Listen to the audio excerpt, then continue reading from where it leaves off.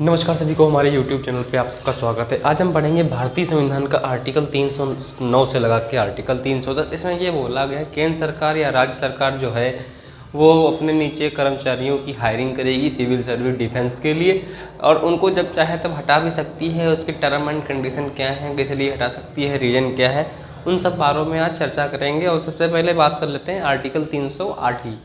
जो आर्टिकल 309 है 8 है हमारा मित्रों, वो निर्वाचन से संबंधित है। सीधा सीधा बोला गया है आर्टिकल 308 में कि निर्वाचन प्रणाली क्या है। इस भाग में जो भी निर्वाचन हुए उसके वर्ड कहाँ कहाँ इस्तेमाल होंगे, कौन कौन सी जगह पे निर्वाचन मान्य है, इस बारे में बताया गया था। तो माना कि ये जो आर्टिकल 308 में बताया गया है उसमें कहा गया है कि ये जम्मू कश्मीर पर लागू नहीं होता है। निर्वाचन प्रणाली जो हमारी है ये जम्मू कश्मीर पर लागू नहीं होती है। ये कब था मित्रों? ये पहले था जब 370 वहाँ मौजूद थी। अब क्या है, वहाँ 370 को हटा दिया गया है। तो ये निर्वाचन प्रणाली जो है हमारी वो जम्मू कश्मीर पर अब लागू होती है। तो आर्टिकल 308 जब आपसे पूछा जाए तो बोल देना सिर्फ निर्वाचन से संबंधित है। जो भी जितने इस भाग में आर्टिकल हैं उन आर्टिकल के जो विधि दी है उससे संबंधित आर्टिकल 308 है।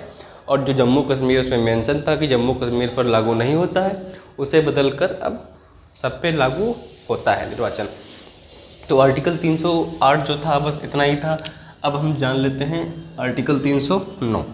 आर्टिकल 309 क्या है मित्रों, क्या कहता है? सबसे पहली बात, संघ या राज्य की सेवा करने वाले व्यक्तियों की भर्ती एवं शर्तों के बारे में आर्टिकल 309 बात करता है। संघ क्या होता है मित्रों? संघ मतलब केंद्र, राज्य मतलब स्टेट, आप जानते ही हैं।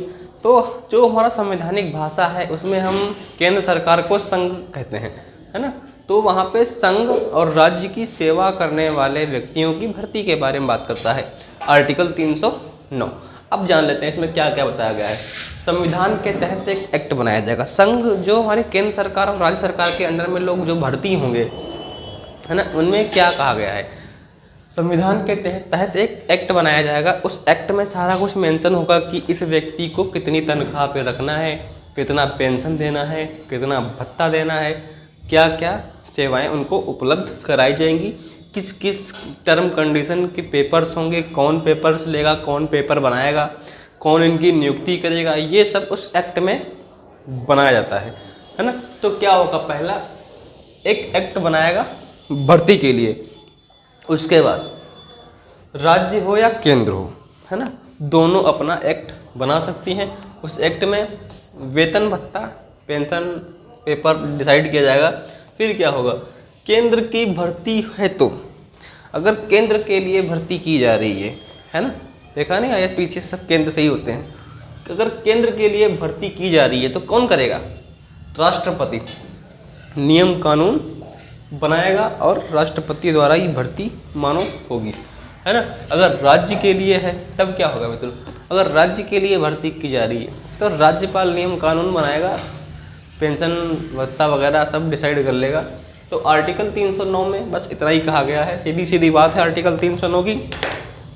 जब कोई भर्ती होगी तो एक्ट के तहत होगी, और राज्य सरकार जो अगर भर्ती करेगी तो राज्यपाल नियम कानून बनाएगा, और केंद्र सरकार के अंडर में भर्ती होगी तो राष्ट्रपति नियम कानून बनाएगा। तो आर्टिकल 309 ये हो गया।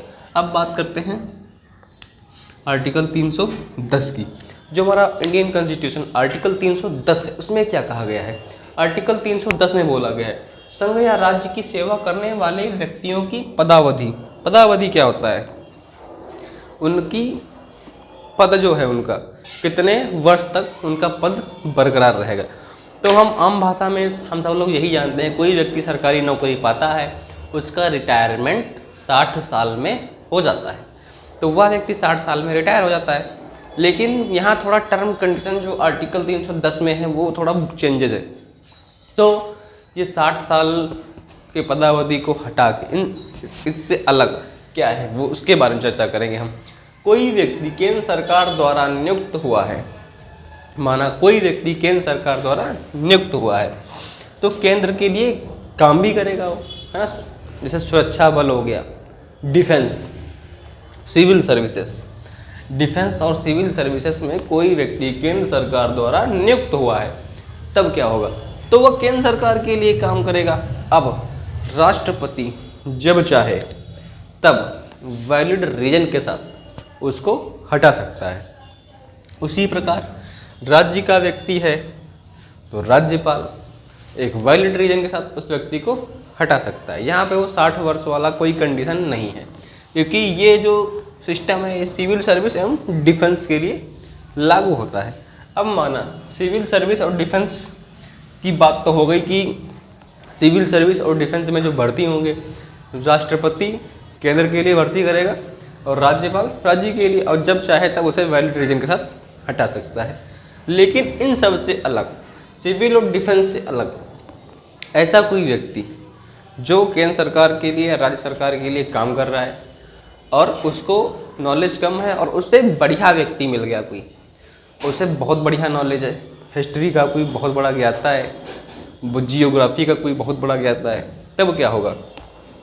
तब इन सबको अलग रख के, ये जो टर्म कंडीशन बताई है इन सबको अलग करके ऐसा कोई व्यक्ति सरकार को मिल गया और काम करने के लिए राजी हो गया, कोई ऐसा व्यक्ति मिल गया जो काम करने के लिए राजी भी हो गया और उसे भूगोल का बहुत बड़ा ज्ञाता है और सरकार को उसी क्षेत्र का व्यक्ति चाहिए, तो जो पहले से एक वहाँ वैकेंसी है, वहाँ पे व्यक्ति काम कर रहा है, तो उस व्यक्ति को हटा के उस जानकार व्यक्ति को उसकी जगह वहाँ पोस्ट दे दी जाएगी और पहले वाली पोस्ट को कैंसिल करके नई पोस्ट वहाँ बना दी जाएगी।